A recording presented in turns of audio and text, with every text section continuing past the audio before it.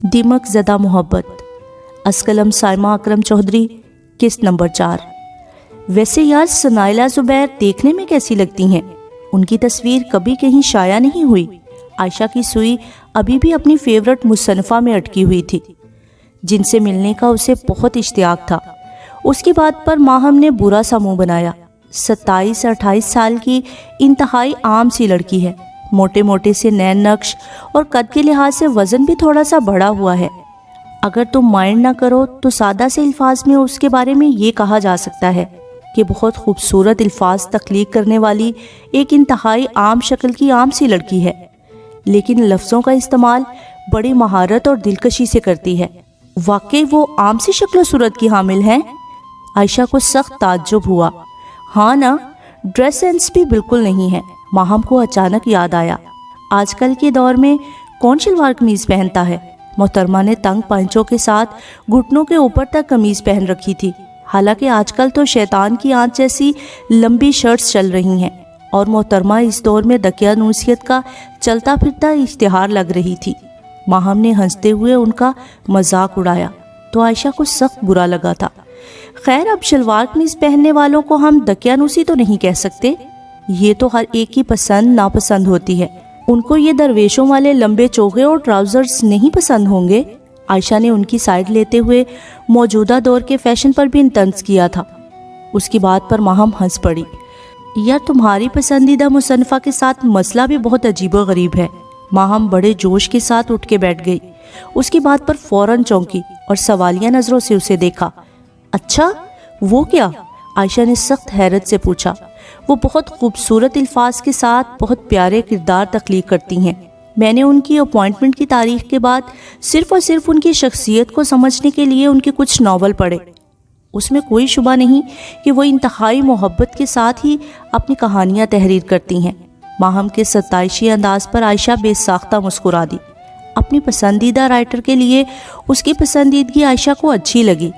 तुमने उनका नावल मोहब्बत रूह का दरमा पढ़ा है?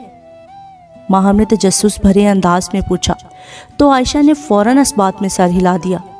वो ही ना जिसका हीरो सिकंदर शाह है, जो किसी यूनानी देवता की तरह वजीह और खूबसूरत होता है। आयशा ने याद दिलाया। हाँ, वो ही, उसी का तो सारा मसला है। माहम पुरस्रार तरीके से मुस्कुराई। क्यों, क्या हुआ? आयशा उसकी मुस्कुराहट पर उलझ सी गई। सिकंदर शाह एक फर्जी किरदार था जिसे उस नावल की मुसन्नफ़ा ने बहुत मेहनत, तवज्जो और लगन के साथ तख्लीक किया था। उनका ये नावल 3 साल तक एक डाइजेस्ट में चलता रहा और उसने मकबूलियत के कई रिकॉर्ड तोड़ दिए, है ना? माहम की बात पर उसने तायदी अंदाज से सर हिलाया और बड़े गौर से उसे देखा, जो मुसलसल मुस्कुरा रही थी। हाँ, तो फिर मसला क्या है? मसला ये है कि उस नावल की मुसन्नफ़ा को अपने नावल के उस फर्जी किरदार के साथ मोहब्बत हो गई है। माहम की बात पर आयशा का दिमाग भग करके उड़ा, जबकि मुंह हैरत की इंतहा पर पहुंचकर खुला का खुला रह गया था। उसने सख्त बेयकीनी से माहम का मुस्कुराता चेहरा देखा। ऐसे कैसे हो सकता है? आयशा का ताज्जुब और हैरानगी कम होने में ही नहीं आ रही थी। इस बात ने सनाया साहिबा की सारी ज़िंदगी को डिस्टर्ब करके रख दिया है। वो शदीद परेशानी का शिकार हैं और उनसे अब एक लफ्ज़ भी नहीं लिखा जा रहा। मुझे यकीन है कि ये मेरी प्रोफेशनल ज़िंदगी का एक और दिलचस्प और हैरान कुन केस होगा। माहम ने एक लंबी अंगड़ाई लेते हुए आयशा को इतला देने के अंदाज में बताया था, जो अभी तक हैरानगी के समंदर में गोते लगाते हुए सोच रही थी। ये कैसे मुमकिन है कि इंसान को अपने ही तख्लीक किए हुए एक फ़र्जी किरदार से मोहब्बत हो जाए? जबकि माहम उससे बेनियाज अपने सेल फ़ोन पर रामिस के आए टेक्स्ट मैसेज को बहुत गौर से पढ़ रही थी, जिसने कराची से उसे लिखकर भेजा था। कभी शबों के उदास आंगन में याद उतरे या चांदनी अपने बाल खोले, कवाड़ के रोज़नों से झांके, किताब खोलूं तो मेरा अक्स जिल्म लाए, सितारा पलकों पर जगमगाए, कभी जो कमरे की खिड़कियों से हवा का झोंका, गुलाब रुत की नवीद लाए, तो जान लेना मैं तुम्हें याद कर रहा हूँ। अच्छा, तो क्या आप वाकई नात कंपटीशन में हिस्सा ले रही हैं? डॉक्टर खावर अगले दिन कुछ जूनियर्स डॉक्टर्स के साथ राउंड पर थे। जब उसके कमरे में आते ही उन्होंने मुमताज़ मुफ्ती की किताब पढ़ती सकीना को मुखातिब किया। जी डॉक्टर साहब, अब मैं आपको नाराज़ भी तो नहीं कर सकती ना? اس کی آنکھوں میں چمکتے جگنوؤں سے ڈاکٹر خاور نے بمشکل نظریں چرائی۔ یہ لڑکی اب انہیں چونکانے لگ پڑی تھی۔ انہیں ڈاکٹر زویا کے اندازوں کی درستگی پر یقین آتا جا رہا تھا۔ وہ باقی لوگوں کی موجودگی کو خاطر میں نہ لائے بغیر ٹکٹکی باندھے انتہائی عقیدت سے انہیں ہی دیکھنے میں محو تھی۔ اس کی اس محویت کو جونیئر ڈاکٹرز نے بطور خاص نوٹ کیا اور دانستہ گلا گھنکار کر ایک دوسرے کو بڑا بامعنی سا اشارہ بھی کیا تھا۔ ان کی آپس کی اس آنکھوں کی گفتگو کو جمیلہ مائی نے بڑی سرعت سے محسوس کر کے بڑی پریشانی اور کوفت سے پہلو بدلا۔ پھر میں آپ کا نام لکھوا دوں نا؟ ڈاکٹر خاور کی ساری توجہ اس کی فائل کی طرف تھی جس میں کچھ تازہ ترین کیے ٹیسٹ کی رپورٹس موجود تھی۔ رہنے دے ڈاکٹر صاحب، یہ کملی کہاں ٹی وی شیوی میں ناتے پڑے گی؟ وہاں جا کر اس کے ہاتھ پیر پھول جائیں گے اور ایمی اپنا تماشا بنوا لے گی، جمیلہ مائی نے فوراً کہا اور دبے دبے انداز کے ساتھ سکینہ کو بھی مقابلے میں حصہ نہ لینے کا اشارہ کیا تھا، جسے سکینہ نے صاف نظر انداز کر کے خفگی سے پہلو بدلا تھا۔ اسے اماں کی یہ بات بالکل پسند نہیں آئی تھی۔ کیوں بھائی، یہ کیوں کنفیوز ہوگی؟ ڈاکٹر خاور نے فائل سائیڈ میں اس پر رکھتے ہوئے حیرانگی سے جمیلہ مائی کا پریشانی میں ڈوبا چہرہ دیکھا۔ ڈاکٹر صاحب، اس کو اتنی عقل کہاں؟ اس نے اپنے پنڈ اور ہسپتالوں کے علاوہ کون سی دنیا دیکھی ہے؟ جمیلہ مائی کو سمجھ نہیں آ رہا تھا کہ اپنا موقف کس طرح بیان کرے۔ خیر ایسی بات تو نہ کریں، ماشاءاللہ سکینہ خاصی پر اعتماد لڑکی ہے، پھر میں خود ساتھ لے کر جاؤں گا اور پروگرام میں بھی شامل ہوں گا تو کیا مسئلہ ہے؟ ڈاکٹر خاور کی بات پر سکینہ کے چہرے پر خوشی کے بڑے بے ساختہ رنگ جھلکے۔ جمیلہ مائی نے سخت پریشانی سے ڈاکٹر خاور کا سنجیدہ چہرہ دیکھا تھا۔ وہ کوشش کے باوجود بھی ایک لفظ بھی نہ بول پائی۔ انہیں کچھ سمجھ نہیں آ رہی تھی کہ وہ کس طرح اپنے نادان بیٹی کے ہاتھوں سے نکلتے دل کو سنبھالے۔ اپنی اچھی سی تیاری رکھو، میں پروگرام کی باقی تفصیل پوچھ کر آپ کو بتا دوں گا۔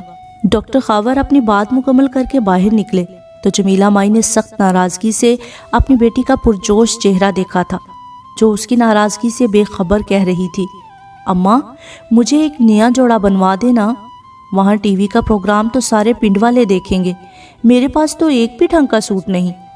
نی سکینہ، کیوں میرا کلیجہ جلاتی ہے؟ نہ میں پوچھتی ہوں کہ کیا ضرورت تھی اس پاکھنڈ بازی کی؟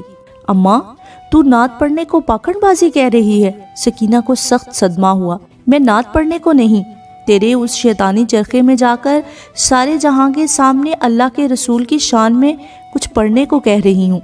دیکھ سکینہ، اب تو بیماری کی وجہ سے ہم اپنا گھر بار چھوڑ کر سارے جہاں کے سامنے بیٹھنا ہماری مجبوری ہے۔ اللہ ایسی مجبوری کسی دشمن کو بھی نہ ڈالے۔ اب تو اتنا نیک کام اتنے سارے نامحرموں کے سامنے کرنے جائے گی؟ تجھے پتا ہے اللہ اور اس کے رسول نے تو عورت کی آواز کے پردے کا بھی حکم دیا ہے۔ جمیلہ مائی نے انتہائی رنجیدہ لہجے میں اپنی نادان بیٹی کو یاد دلایا۔ کیا ہے اماں، دنیا چاند پر چلی گئی ہے اور تو پتہ نہیں کون سے زمانے کی باتیں کر رہی ہے۔ سکینہ کے چہرے اور لہجے میں بیزاری ہی بیزاری تھی۔ جمیلہ مائی نے تعصب بھری نظروں سے اپنی اکلوتی اولاد کو دیکھا۔ پتر، انسانوں کو اللہ کی بنائی زمین پر تو ڈھنگ سے رہنا نہ آیا، ہر طرف فساد برپا کر کے اب وہ چاند پر بھی تباہی پھیلانے چلا گیا ہے۔ پہلے زمین پر تو رہنا سیکھ لے، پھر اوپر کی طرف دیکھے۔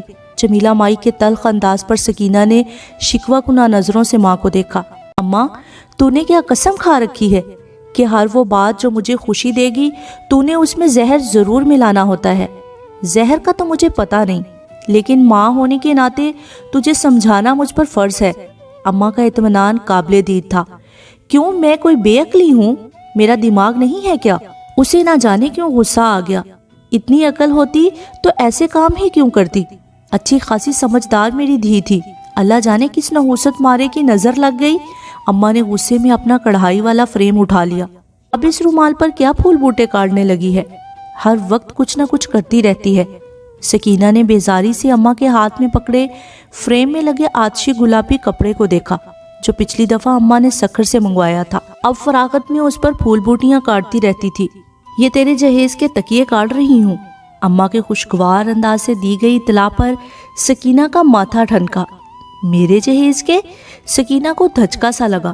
اس نے سخت حیرت سے اماں کو دیکھا۔ میری کون سا بارات باہر کھڑی ہے اور مجھ سے کون شادی کرے گا؟ اس نے برا سا منہ بنا کر واضح بیزاری کا اظہار کیا۔ اب نہیں ہو رہی تو کبھی نہ کبھی تو ہوگی نا پتر۔ اماں کو اس کا بے تکا پن برا لگا تھا۔ لیکن ماتھے پر ہلکا سا بال ڈالے وہ انتہائی متحمل انداز سے بولی، جانے دے اماں، مجھ گبڑی سے کون شادی کرے گا؟ وہ منہ پھاڑ کر ہنسی تھی۔ اس کی ہنسی اماں کو اپنا اور اس کا مذاق اڑاتی ہوئی محسوس ہوئی تھی، لیکن اس نے پھر بھی ضبط کا دامن ہاتھ سے نہیں چھوڑا تھا۔ تو کون سا ساری زندگی ایسے رہے گی؟ مولا تجھے بہت جلد ٹھیک کر دے گا۔ جمیلہ مائی کے لہجے میں بھرپور یقین تھا۔ اور اگر ٹھیک نہ کیا تو تب اماں؟ سکینہ نے ویسے ہی کسی خیال کے زیر اثر پوچھا۔ اس کی بات پر جمیلہ مائی کے چہرے پر ایک تاریک سا سایہ بڑی تیزی سے دوڑا۔ پھر بھی میرے سونے رب دی مرضی، بندہ تے اپنی مرضی نال ایک پتا نہیں ہلا سکتا۔ جمیلہ مائی کے لہجے میں عاجزی ہی عاجزی تھی۔ وہ ہر حال میں اللہ کا شکر ادا کرنے والی عورت تھی۔ بعض دفعہ تو سکینہ کو اماں پر رشک آتا تھا۔ اس کا دل قناعت کے خزانے سے مالا مال تھا۔ پھر اماں تیری دھی سے کون بیاہ کرے گا؟ سکینہ نے یوں ہی اماں کو چھیڑا۔ بھائی تیرا رشتہ جتھے طے ہے، ان کو تیری بیماری سے کوئی مسئلہ نہیں۔ اماں کے سادہ سے انداز نے اسے جھٹکا دے کر منہ کے بل گرا دیا۔ سکینہ کی ہنسی نے حلق میں ہی دم توڑ دیا۔ میرا رشتہ؟ سکینہ ششدر سی رہ گئی۔ اس کے ہکا بکا انداز پر اب ہنسنے کی باری اماں کی تھی۔ ہاں تیرا رشتہ، جو ہم نے تیرے پیدا ہونے سے پہلے ہی کر دیا تھا۔ اماں کیسی باتیں کر رہی ہے؟ وہ بالکل ہی بوکھلا گئی۔ اس کے لیے یہ بالکل انوکھی بات تھی۔ ہاں نا، جاجی کے ساتھ۔ اماں منہ پھاڑ کے ہنسی۔ وہ ایمی تھوڑی بھاگ بھاگ کے تیرے ابا کے ساتھ یہاں آتا ہے۔ اماں نے اس کے سر پر بم ہی تو پھوڑا تھا۔ اس کا پورا وجود سناٹے میں آ گیا تھا۔ سکینہ کو لگا تھا کہ کوئی تیز رفتار ٹرین پوری قوت سے اس کے وجود کے پرخچے اڑاتی گزر گئی ہو، یا پورے ہسپتال کی چھت ایک دم اس کے سر پر آن گری ہو۔ اس نے پہلی دفعہ اماں کے منہ سے ایسی عجیب و غریب بات سنی تھی، اس لیے پھٹی پھٹی نگاہوں سے انہیں دیکھتی رہ گئی۔ آپ سوچ بھی نہیں سکتی کہ میں کس اذیت کے سمندر میں ہوں۔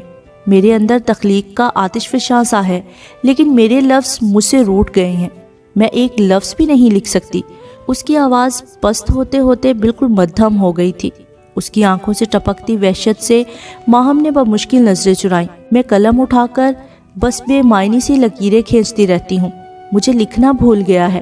اس کی آواز میں نمی کی آمیزش بڑی۔ آپ سوچ بھی نہیں سکتی کہ کسی ادیب کے لیے کتنا کربناک مرحلہ ہوتا ہے، جب سوچیں اور خیال دماغ میں ادھم مچا رہے ہوں اور قلم لکھنے سے انکاری ہو جائے۔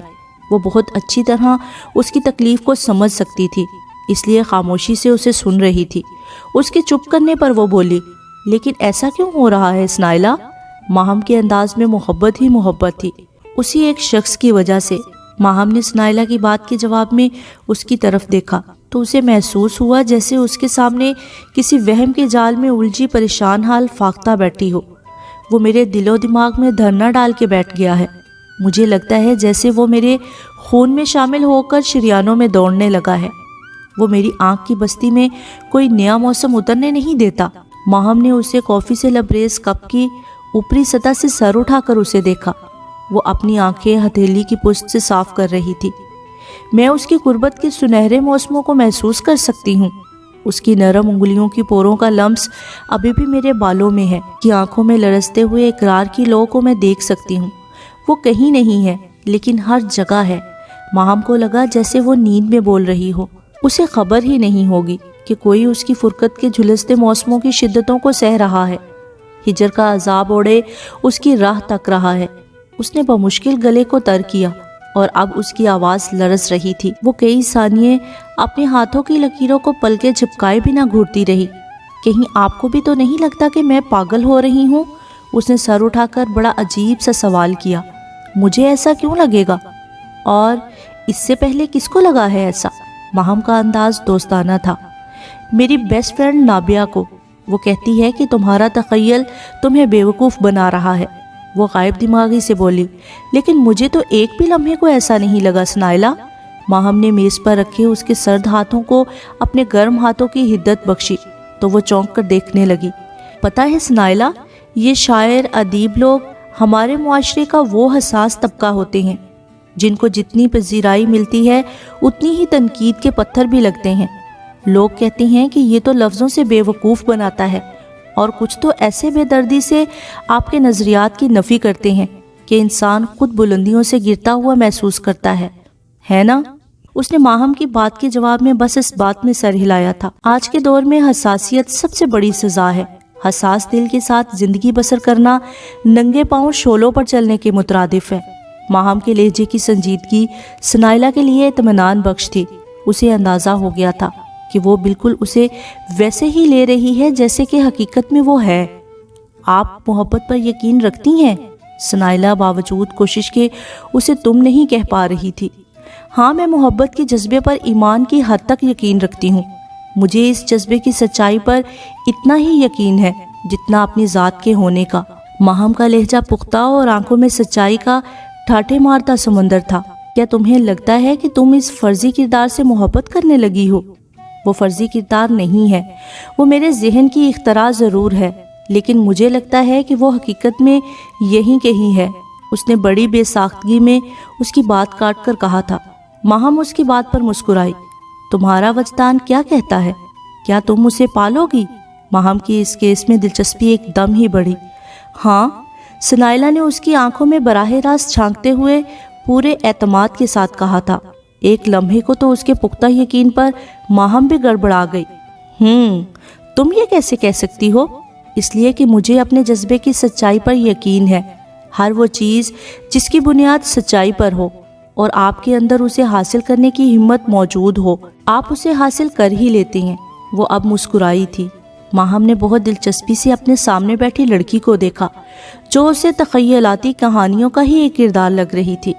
اس نے پچھلے 1 گھنٹے میں اس کے کئی روپ دیکھے تھے۔ اسے مایوسیوں کی اتھاہ گہرائیوں میں گرتے دیکھا تھا، اسے یقین کا جھنڈا تھامے بلندیوں پر چڑھتے دیکھا تھا، اس کے لہجے کی سچائی کو بھانپا تھا اور اس کی آنکھوں سے جھلکتی محبت کو محسوس کیا تھا۔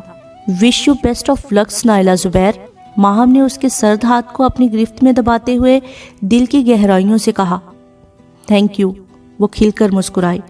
آپ جتنی اچھی ہیں اس سے زیادہ خوبصورت ہیں۔ سنائلہ کی بات پر وہ حیران ہوئی۔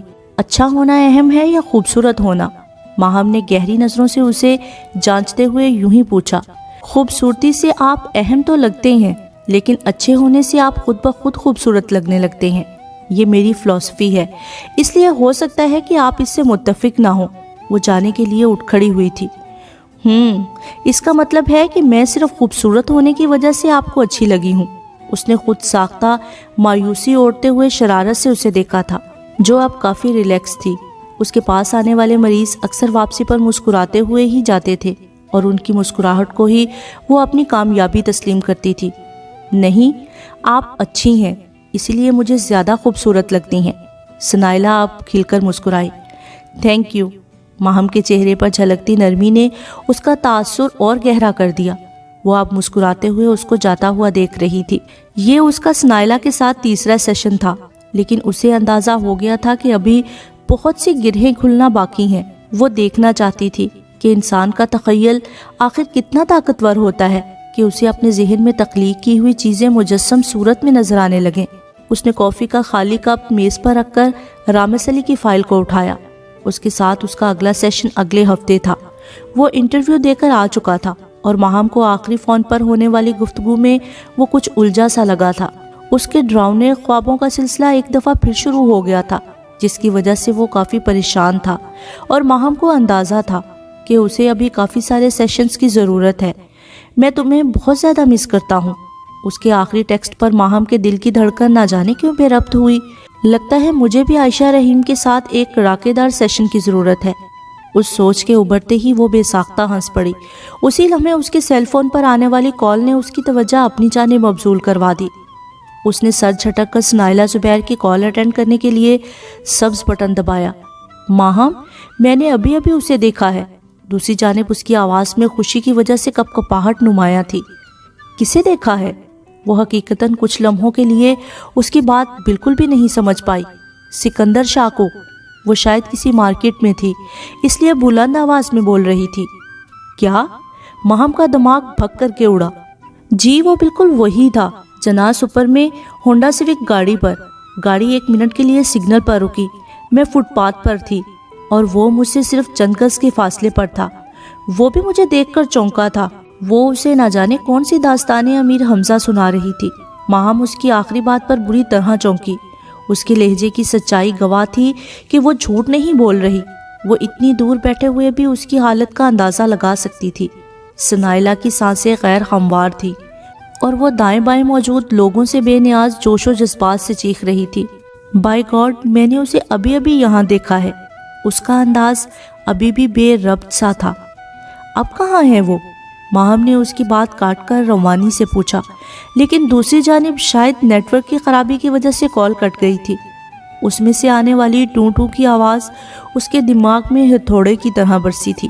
آپ میرا یقین کریں ماہم، اس نے ناخنوں سے میز کی سطح کو کھرچتے ہوئے عجیب سا اصرار کیا، میں نے سکندر شاہ کو خود اپنی آنکھوں سے دیکھا تھا، وہ 100% وہی تھا۔ سنائلہ زبیر 1 گھنٹے کے بعد ہی ماہم کے کلینک میں تھی۔ اس کے چہرے پر جہاں کچھ پا لینے کی چمک تھی، وہیں کچھ کھو دینے کا دکھ بھی ٹھاٹھے مار رہا تھا۔ کال کٹ جانے کے بعد اس نے دوبارہ فون پر بات کرنے کی بجائے کلینک میں جانا زیادہ مناسب سمجھا تھا۔ ہو سکتا ہے سنائلہ وہ آپ کا وہم ہو، ماہم نے اس کی اضطراری انداز میں کی جانے والی حرکت کو غور سے دیکھتے ہوئے کہا۔ ناممکن، ایسا ہو ہی نہیں سکتا۔ اس نے سر کو جھٹک کر سختی سے ماہم کی بات کو رد کیا۔ وہ میرا وہم نہیں تھا، وہ ایک بھرپور یقین کی طرح میرے سامنے تھا، مجھ سے چند فٹ کے فاصلے پر۔ وہ سیاہ رنگ کی ہونڈا سیوک میں تھا، گاڑی سگنل پر رکی تھی اور روڈ کراس کرتے ہوئے میں نے اسے دیکھا۔ وہ گاڑی کی پچھلی سیٹ پر ٹیک لگائے تھکے ہارے انداز سے براجمان تھا۔ اس کی آنکھوں میں عجیب سی وحشت اور چہرے پر پھیکا پن تھا۔ اس نے پورے منظر کی جزیات بتائی تھی۔ تم کیسے کہہ سکتی ہو کہ وہ وہی تھا؟ ماہم نے جھیم کر استفسار کیا۔ کمال کرتی ہیں آپ۔ وہ تھوڑا سا برا منا گئی۔ میں نے اس کردار کو خود تخلیق کیا تھا، وہ پورے 3 سال تک میرے قلم کی نوک کے نیچے رہا ہے، میں اس کے سبھی چہرے پہچانتی ہوں۔ اس کی بات پر ماہم کی آنکھوں کی حیرانی میں یک لخت کمی ہوئی، وہ جیسے اس کی بات سمجھ گئی تھی۔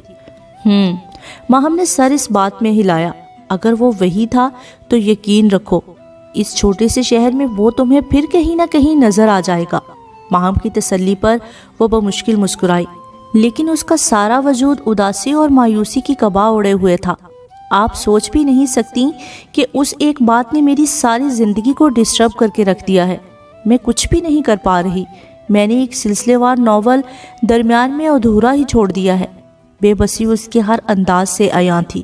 وہ ہونٹوں کو کچلتے ہوئے اپنی آنکھوں کے آگے تنی چادر کو بمشکل دھکیلنے لگی۔ ادھورے پن کا کرب وہی شخص محسوس کر سکتا ہے جس نے دنیا کے میلے میں اپنے کسی بہت پیارے کو کھو دیا ہو۔ میری زندگی کے کیلنڈر میں ہر تاریخ پر مایوسی کا سیاہ حاشیہ سا لگتا جا رہا ہے۔ ایسے لگتا ہے جیسے جدائی نے میری انگلی پکڑ کر مجھے تنہائیوں کے سمندر میں دھکیل دیا ہو۔ میں تمہارے احساسات و جذبات کو اچھی طرح سمجھ سکتی ہوں سنائلہ۔ ماہم کو اپنا دل بے نام سے تعصف میں مبتلا ہوتا محسوس ہوا، لیکن تم میری یہ بات آج کہیں لکھ لو، تمہارے حصے کی خوشیوں کے جگنو تمہیں ڈھونڈتے ہوئے خود تمہارے پاس آ جائیں گے۔ تمہارے آنچل میں اتنے ستارے ہوں گے کہ جب تم اس آنچل کو اوڑھو گی تو زندگی ہر لمحہ تمہیں رقص کرتی ہوئی محسوس ہوگی۔ آپ ٹھیک کہہ رہی ہیں نا؟ اس کی بات پر سنائلہ کی آنکھوں میں ایک روشنی بھر گئی۔ ویسے ایک بات تو بتاؤ لڑکی۔ ماہم کے چہرے پر ایک پر اسرار سی مسکراہٹ نے احاطہ کیا تو وہ بے اختیار چونک گئی۔ دیکھو، سکندر شاہ تمہیں نہیں جانتا، اس لیے کہ وہ تمہاری زندگی کی کہانی کا ایک کردار ہے، تم اس کی زندگی میں کہیں نہیں ہو۔ اس کی بات پر اس کے چہرے کی رنگت متغیر ہوئی۔ آپ کہنا کیا چاہتی ہیں؟ اس کے چہرے پر خوف کا ایک سایہ ابھرا۔ میں صرف یہ کہنا چاہتی ہوں کہ جب کبھی وہ تم سے ملے گا تو تم اسے آخر کہو گی کیا؟ اس نے گہری نظروں سے اپنے سامنے بیٹھی مشہور و معروف مصنفہ کو دیکھا جو اس سوال پر بالکل ہکا بکا سی ہو گئی تھی۔ میم، یہ بات تو میں نے کبھی سوچی ہی نہیں۔ اس کے جواب پر اب ہکا بکا ہونے کی باری ماہم کی تھی، جو سخت تعجب سے اپنے سامنے بیٹھی سادہ سی لڑکی کو دیکھ رہی تھی جس کے چہرے پر حد درجہ معصومیت تھی، ایسی معصومیت جو فی زمانہ ناپید ہے۔ میری پتری دی طبیعت تے ٹھیک ہے نا؟ اللہ دیتا کمہار نے انتہائی محبت سے اپنی لاڈلی بیٹی کا مضطرب انداز دیکھا۔ وہ ہاتھ کی پشت سے کنپٹی کو سہلا رہی تھی۔ اس نے اس دفعہ ابے کی آمد پر بے ساختہ خوشی کا اظہار بھی نہیں کیا تھا۔ جمیلہ مائی جیسے ہی اعجاز کو لے کر قریبی میڈیکل سٹور پر گئی تو ابے نے فوراً سکینہ کو مخاطب کیا تھا۔ ابا طبیعت تو اب اللہ چاہے گا تو ہی ٹھیک ہوگی، اس نے بے بسی سے کندھے اچکاتے ہوئے مزید کہا۔ ویسے مجھے تو کوئی امید نہیں۔ وہ اب بیزاری سے چھت پر لگے پنکھے کو چلتے دیکھ رہی تھی۔ آج فضا میں تپش کا احساس کافی تھا۔ وہ کیوں پتر؟ اللہ دیتا چونک گیا۔ اس نے جانچتی نظروں سے اپنی لاڈو کا خفا خفا سا انداز دیکھا۔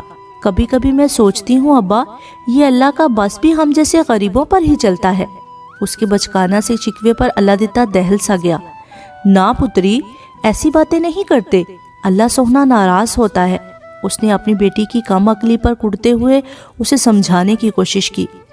کیا فائدہ ابا، ہم کیسی بھی باتیں کر لیں، اللہ نے کرنی تو اپنی ہی مرضی ہوتی ہے۔ اس کی ناراضگی میں محسوس کی جانے والی بدگمانی تھی۔ اچھا تو پھر جو چیزیں تیری مرضی سے ہوتی ہیں تو اللہ وہ کیوں کرتا ہے؟ یاد نہیں جب بھوری مجھ بیمار ہوئی تھی تو تم نے کتنی دعائیں کی تھی اور وہ ٹھیک ہو گئی تھی، اور جب سیلاب میں ہمارا پنڈ بہنے سے بچ گیا تھا تب بھی تو نے کہا تھا نا کہ تیری دعا قبول ہوئی ہے۔ ابے کی بات پر وہ لاجواب ہوئی۔ ہاں ابا، اللہ کبھی کبھی میری کچھ دعائیں پوری کر دیتا ہے، لیکن وہ ہمیشہ ایسا نہیں کرتا۔ اس نے اعتراض کا ایک اور نقطہ نکال ہی لیا تھا۔ اس کی مصلحتیں ہیں پتر، وہ ہی جانتا ہے، بس تو دعا مانگنا نہ چھوڑا کر، چاہے وہ دعا پوری کرے یا نہ کرے۔ اس نے سخت حیرت سے ابے کا پرسکون چہرہ دیکھا۔ اللہ خیر سکھ رکھے پتری، سوہنا رب ضرور اپنا کرم کرے گا۔ ابے کے لہجے کا یقین بھی سکینہ کے چہرے پر مسکراہٹ لانے میں ناکام رہا تھا۔ چل چھوڑ ساری باتوں کو، وہاں پنڈ میں سارے لوگ تیرا بڑا پوچھتے ہیں۔ شیدے حلوائی نے میری دھی کے لیے خالص دیسی گھی کے پیڑے بھیجے ہیں، اور زینب مائی نے اپنے گھر کے دیسی بیر۔ ابے نے اس کا دھیان بٹانے کو کہا، جبکہ سکینہ جو اپنی سوچوں میں محو تھی، اس نے اللہ دیتے کی بات کہاں دھیان سے سنی تھی۔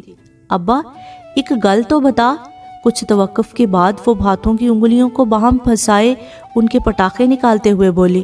اس کے لہجے میں بلا کی سنجیدگی تھی۔ دیکھنا ابا، تجھے اپنے کام سے عشق ہے، تو پوری محنت اور لگن سے پانڈے بناتا ہے، پھر بھی کسی نہ کسی میں کوئی خرابی تو رہ جاتی ہوگی۔ ابا میں بڑا سوچتی ہوں کہ کیا ان نقص والے پانڈوں کا بھی کوئی خریدار ہوگا؟ سکینہ کے متجسس انداز پر اللہ دیتا مسکرایا۔ اسے علم تھا کہ وہ یہ سوال کس پس منظر میں کر رہی ہے۔ میری دھیوی جھلی ہے۔ اللہ دیتے نے ناک سے مکھی اڑاتے ہوئے انتہائی محبت سے سکینہ کو دیکھا۔ پتری، اس دنیا کے میلے میں ہر پانڈے کا کوئی نہ کوئی خریدار تو ضرور ہوتا ہے۔ اس سوہنے مالک کی ذات نے کوئی بھی چیز بغیر مقصد کے نہیں بنائی۔ اللہ دیتا کمہار کو سمجھ نہیں آ رہا تھا کہ وہ اسے کس طرح سمجھائے۔ پھر بھی ابا تو سوچ کے بتانا، تیرا کوئی پانڈا تو ایسا ہوگا جس میں کوئی ایسا نقص ہو جو دیکھنے والی آنکھ کو اچھا نہ لگتا ہوگا۔ سکینہ کے بے تحاشا اصرار پر وہ کچھ لمحوں کے لیے سوچ میں ڈوب گیا۔ ہاں پتر، بس ایک چھوٹی سی گاگر ہے جس کا منہ تھوڑا سا ٹیڑھا ہو گیا تھا، اسے ابھی تک کسی نے نہیں خریدا، لیکن مجھے اس کا بھی کوئی دکھ نہیں۔ اللہ دیتا کے لہجے میں قناعت کا ایک سمندر آباد تھا۔ ابا تو اس گاگر کو پھینک کیوں نہیں دیتا؟ سکینہ نے اپنے ہونٹوں کو پھیلا کر عجیب سے استہزائیہ انداز میں مشورہ دیا۔ پتری، میں اپنی بنائی چیز کو کیوں پھینکوں؟ اللہ دیتا کو اپنی بیٹی کی بات ناگوار تو گزری، لیکن اس نے تحمل کا دامن ہاتھ سے نہیں چھوڑا۔ سکینہ دیکھ، میرے محنت کش ہاتھوں نے اسے پوری محبت، لگن اور محنت سے تخلیق کیا تھا۔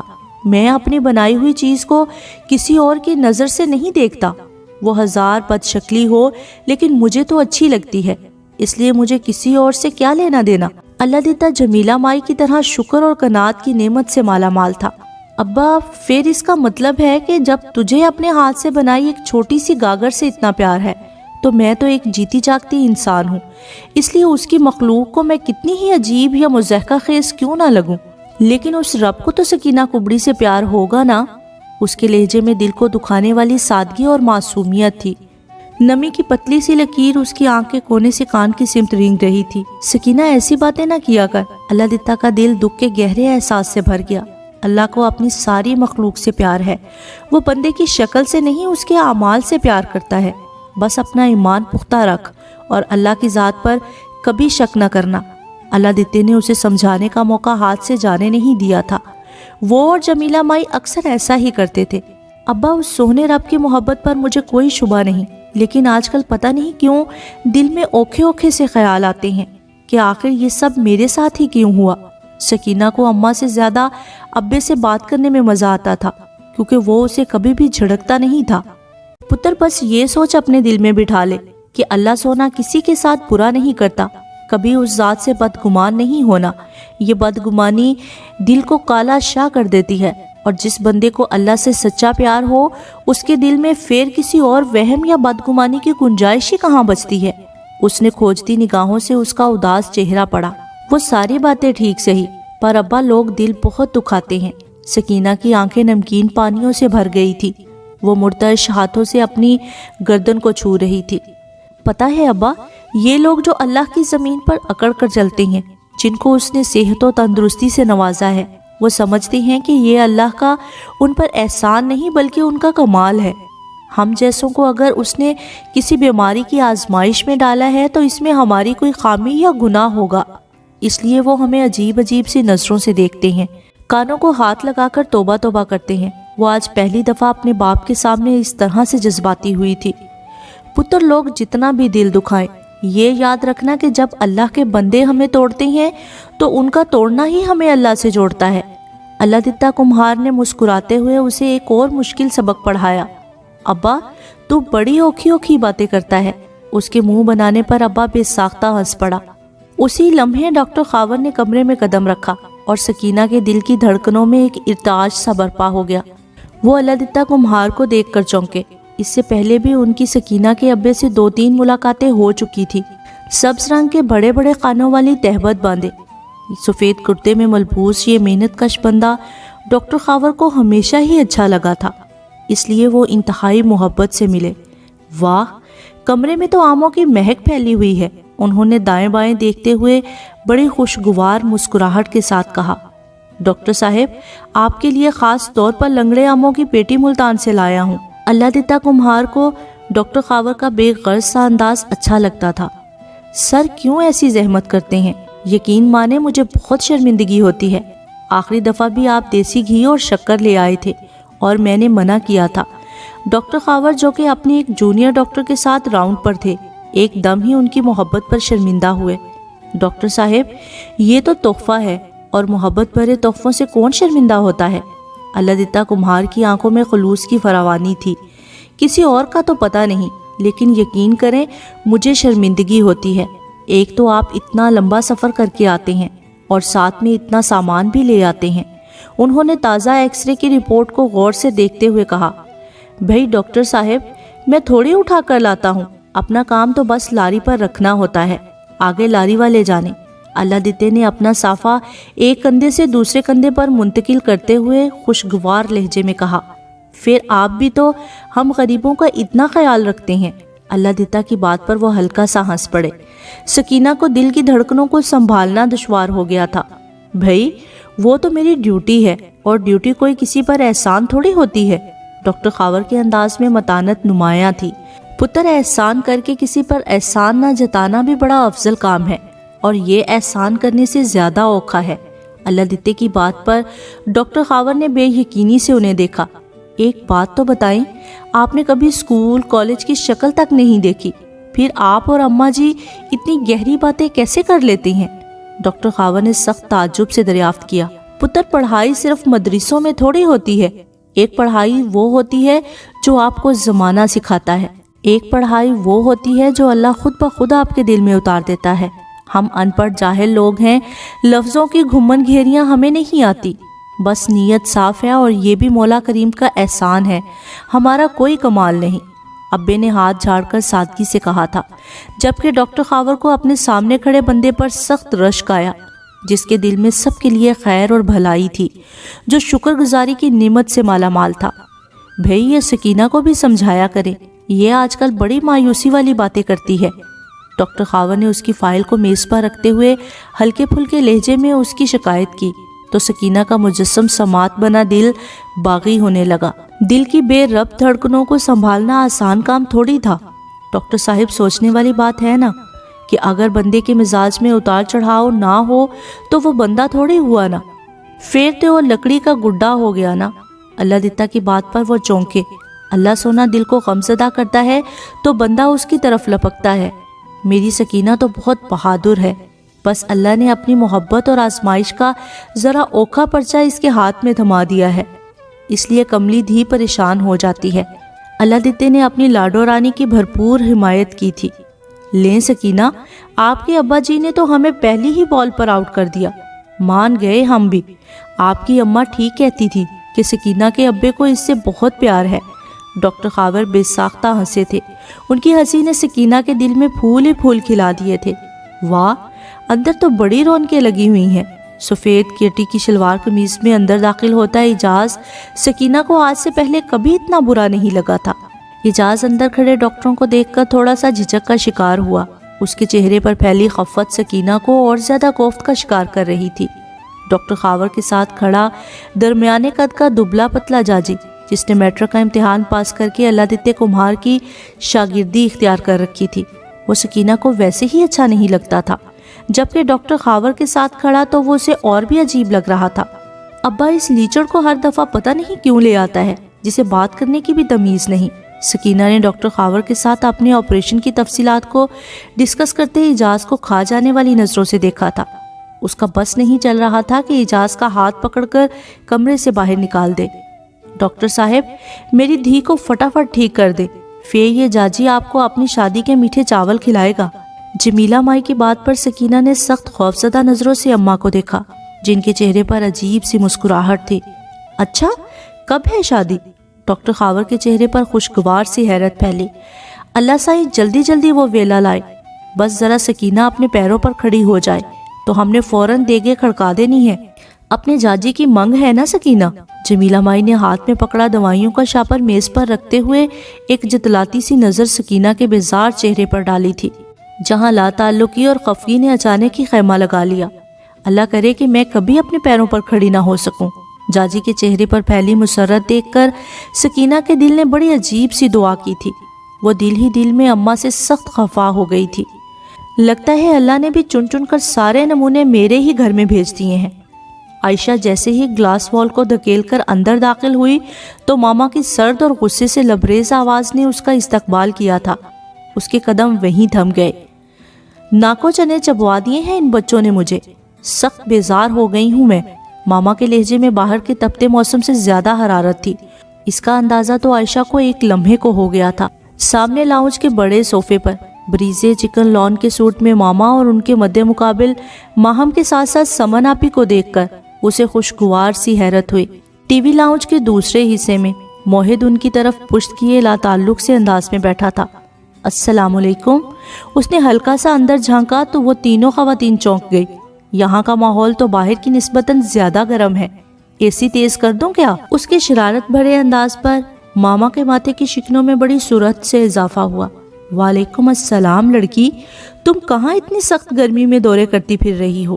سمن آپی نے فوراً اسے محبت سے گلے لگایا۔ ذرا آئینے میں چہرہ دیکھو اپنا، ساری اسکن رف کر لی ہے تم نے۔ سمن آپی کو ویسے ہی اسے بے تحاشا محبت تھی، لیکن اس وقت تازہ تازہ ماما کی دکھ بھری داستان کے زیر اثر انہوں نے اسے گھور کر دیکھا، جو لاپرواہی سے ٹرالی سے جگ اٹھا کر لیمن سکواش گلاس میں انڈیل رہی تھی۔ مجھے چھوڑیں، آپ تو اتنی گرمی میں بھی لشکاریں مار رہی ہیں۔ کل ٹی وی پر آپ کا مارننگ شو دیکھا تھا میں نے، آفت لگ رہی تھی۔